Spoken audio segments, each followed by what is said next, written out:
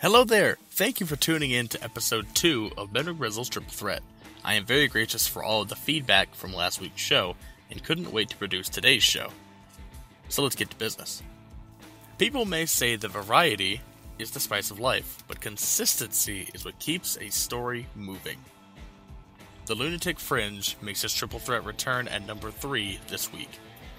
This storyline with Seth seems to be more than a SummerSlam fling and catch you later type of thing. I think we'll be seeing their relationship blossom or crumble slowly throughout the summer, and those are the stories that WWE have been missing lately, ones that involve real emotion. They gelled well as a team, and their double dives to the outside looked great. They may have conquered The Miz and his terribly named Miztourage this week in high fashion, but when Seth went for a Shield fist bump, Dean wasn't having it. He didn't seem angry with Seth as he'd been fist bumping and chest bumping at him the entire time after the match, but the tension was still there. Will they continue their tag team run into the biggest party of the summer? We'll find out soon. This week's second best performance comes from one of my personal favorite men on the roster, and he happens to have the whole world in his hands. The Eater of Worlds, BRAY WYATT, has finally learned something. Actions speak louder than words.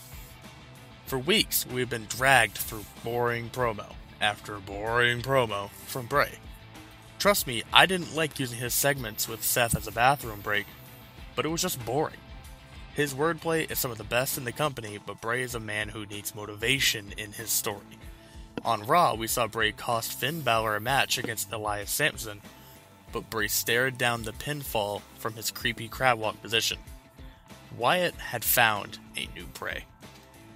If I may speculate for a moment, Wyatt's new target may not be the Finn Balor that we see on weekly TV, but I certainly wouldn't mind seeing the self-proclaimed god of the WWE picking a fight with Raw's resident demon.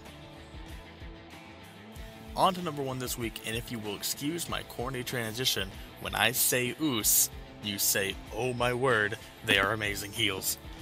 I know, they lost to the New Day at Battleground, but I'm sure we can all agree that they had the best match of the night. They kicked Xavier Woods in the face out of midair. It was a crazy spot. The near falls throughout the match were intense, and I honestly thought it was over 3 times before the bell had rang. Even this match alone had earned them this week's top spot, but luckily for us, we had 2 looks inside the USO penitentiary in 1 week. While Big E was saying their entrance catchphrase, "We hear, but not see," the Usos attacked them. Honestly, when the Usos ran Kofi into the edge of the LED board, it looked really, really brutal.